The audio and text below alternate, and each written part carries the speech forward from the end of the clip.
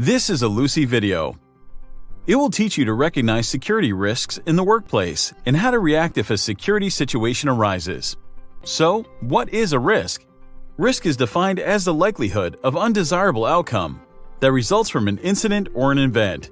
It has three components: threat, vulnerability, consequence. Your company may utilize various measures to minimize the risk to security, but no single measure could do what employees can by staying vigilant in all situations. So, what are the threats to workplace security? First, access insecurity, control threat.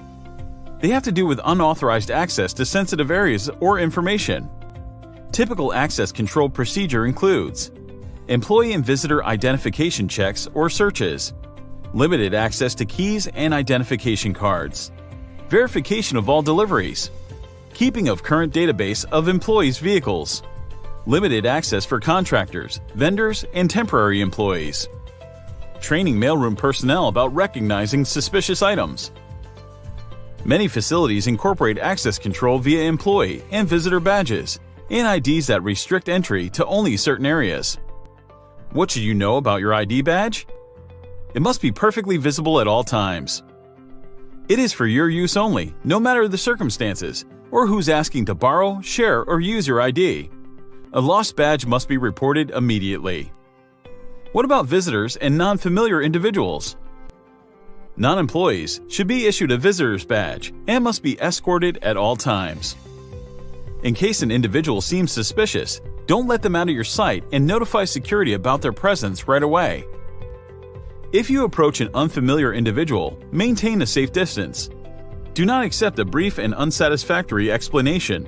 Use open-ended questions. Verify the legitimacy of the person's appointment. Notify security or your supervisor and wait for them. Number 2. Criminal and terrorist threat.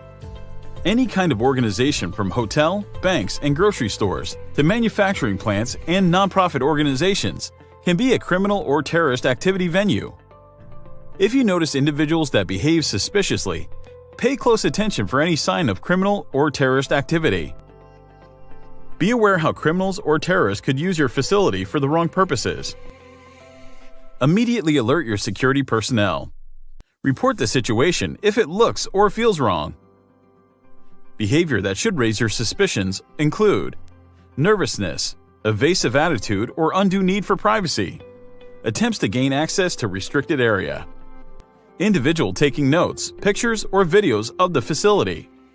Always be alert for changes or unusual situations around your workplace, such as tempered HVAC units, abandoned vehicles, damaged fence line or missing property, suspicious packages or items like maps, liquids, fumes, etc. Should you notice anything unusual, immediately report the situation to appropriate security personnel.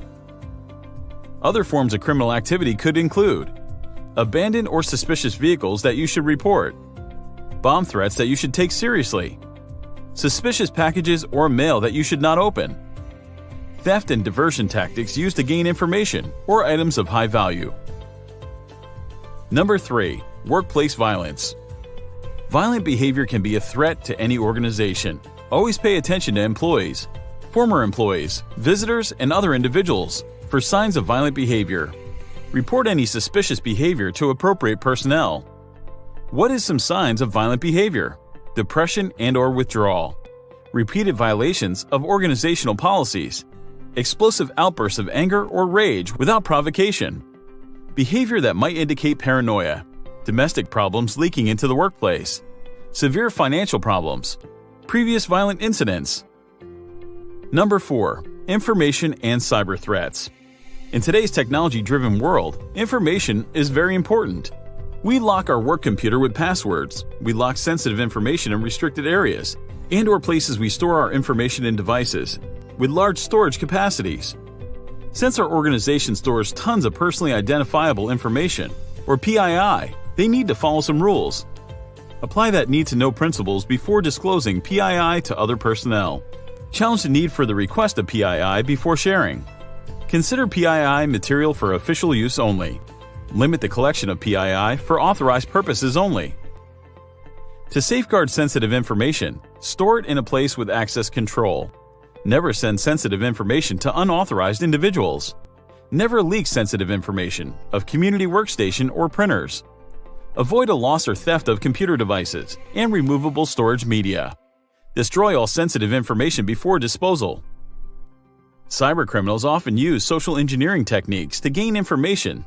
This involves phone interaction to impersonate someone and ask for confidential information.